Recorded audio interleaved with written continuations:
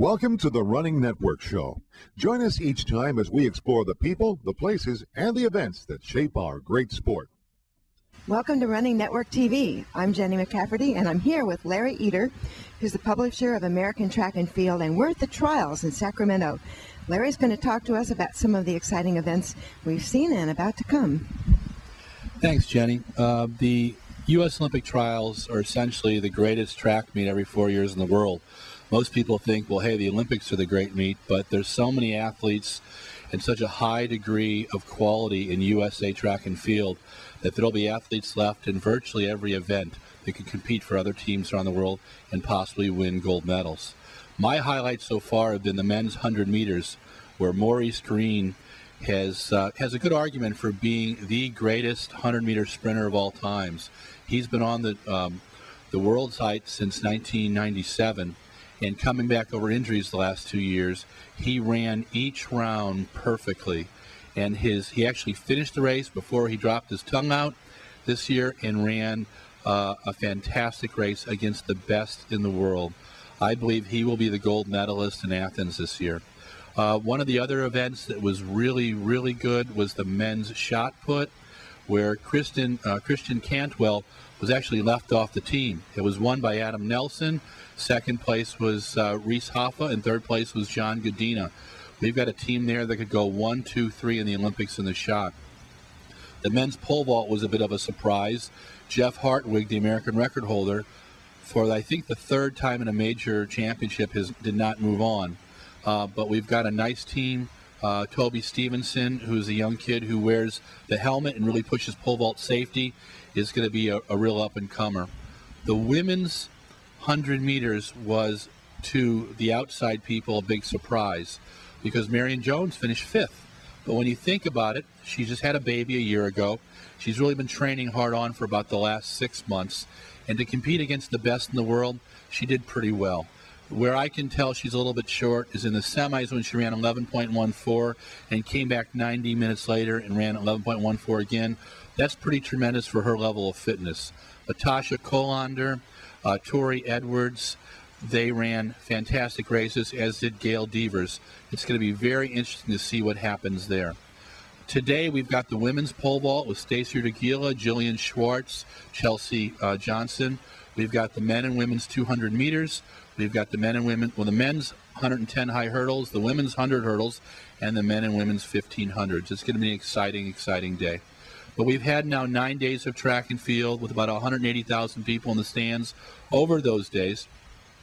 I love the Olympic trials, but I think it needs to be into a shorter format. My suggestion is to have during the week all the qualifying rounds during the day, give a little ticket price of $50 for people to come in during those 5 days, and then do all the finals from Friday night through Sunday, 2.5 days. I don't understand why we have to mimic the Olympics. I don't think it's really helped people prepare for it or not. If they want to prepare for multiple rounds, run some races in Europe. But this is a really difficult meet to manage, having officials here, having 2,000 volunteers here, getting all the athletes here.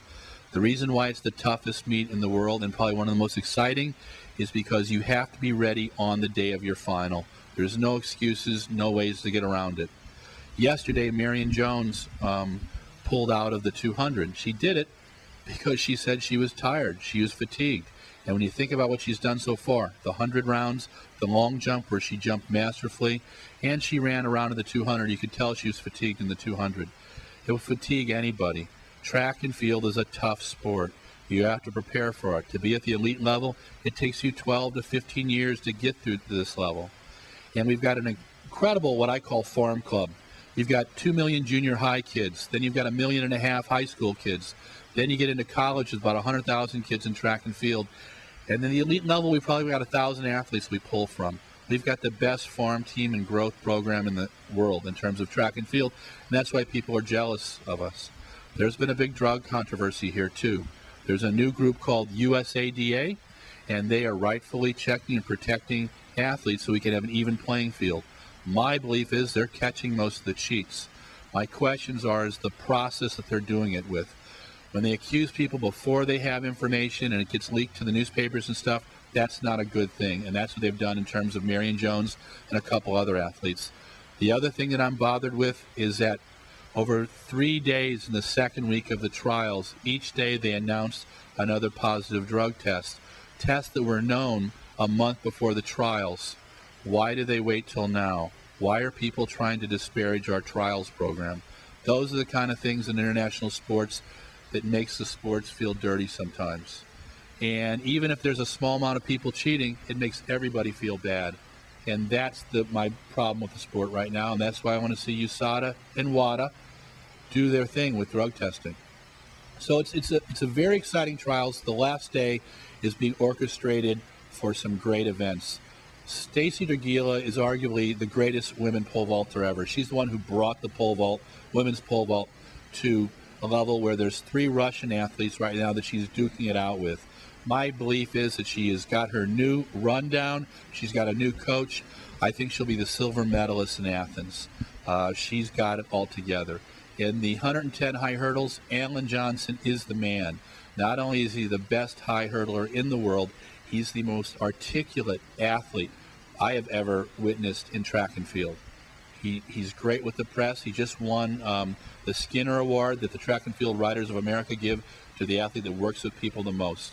On the women's side of the hurdles, the 100 hurdles, that's going to be Gail Deaver. She's the queen of the hurdles. She's 38 years old.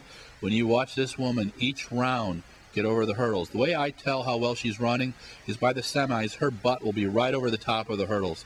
And she combines speed and the agility of a hurdler, and she is frighteningly dangerous. We've got a couple other good ones, too. In the men and women's 1,500, those are interesting horse races. The men's 1,500, Alan Webb is my pick to win. I'm picking also, I think Jason Lund has got a good shot at making the team.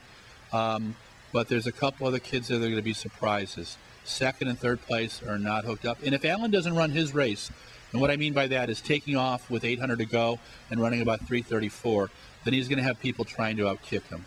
But there's some young bucks in the 1,500 that could really do some damage. On the women's side, that race is completely open. My pick is the team will probably be Susie Hamilton, Janelle Dethridge, maybe Marla Runyon. We'll see, but there'll be a surprise there as well. So it's going to be a good day in the final day of trials for track and field.